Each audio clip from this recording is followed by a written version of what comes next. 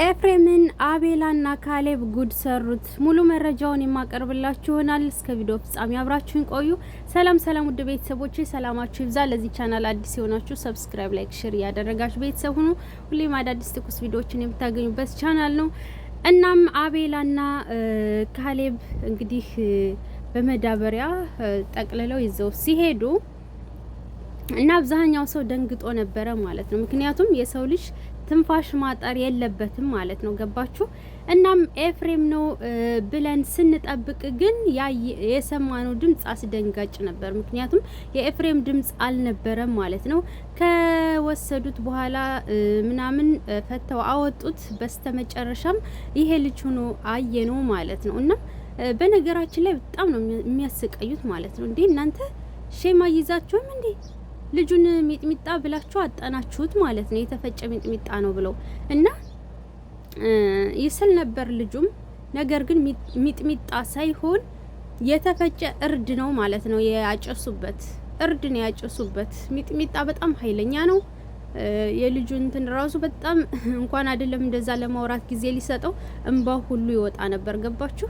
እናም እኔ አስተውዬ ሳየው የተፈጨ እርድ ነው ማለት ነው። እናንተ እርድ ፊቱላ ሲቀጥል ደግሞ ልጁ ምን ያደርጋችሁ እንዴ? ኤፍሬምንስ ቢሆን በማገት ነው እንዴ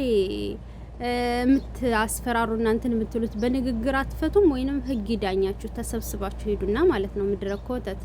እናም ኤፍሬምን ደወለለት በስተመጨረሻ ና እዚህ ቦታ ነው ያለሁት ምናምን አለው። ይሄ ልጅ እንዲለው አስገደዱት። እሱ ግን በጭራሽ እኔ አልናገርም፣ ሩታ ደውላለት ሄዷል፣ ግን ስለሌላ ነገር ማውቀው ነገር የለኝም ብሎ ይሄንን ራሱ ሩታ እንደደወለችለት በግድ አፋጣው የነገራቸው ማለት ነው። እና አብረህ ከኤፍሬም ጋር ነው የምትኖረው፣ ኤፍሬም ያለበትን ጠቁመና ያሉት ማለት ነው። እና ግን መጨረሻ ላይ እንዲደውልለት አደረጉ። ከዛ እዚህ ቦታ ነኝና ቶሎ አለው። ኤፍሬምም እሺ አለ እና ልጁን አንስተው እዛ ጋር እናስቀምጠው፣ ከዛኛ እዚህን ጠብቀው ኤፍሬምንም አሉት። ኤፍሬምን እንግዲህ ሊያግቱት እየጠበቁ ነው እስከሚመጣ ድረስ ማለት ነው። እና ልጁን እንዲናገር ያደረጉት ሚጥሚጣ አጠን ብለው ነው ማለት ነው። እርዳጥ ነው ሚጥሚጣ አጠን አሉ። እና ለማንኛውም አብርሽን አግዛለሁ ለህመሙ ደርስለታል ያላችሁ በሙሉ ሁላችሁም ወሬኛ ናችሁ ማለት ነው። አንድ ተግባር የላችሁም፣ ወሬ ብቻ። እስኪ ከሳችሁን እያችሁ፣ እስኪ አሳስራችሁን እያችሁ፣ እስኪ የሆነ መፍትሄ አምጥታችሁ እንያችሁ ማለት ነው። እናንተ እንዳላችሁት በዛ አይደል የምታምኑት? ስለዚህ አድርጉና አሳዩን። ወሬ ብቻ አንድ ተግባር የላችሁም። እኔ አንድ ተግባር ስትሰሩ አላየውም እስካሁን ድረስ ከወሬ ውጭ ማለት ነው። ገባችሁ?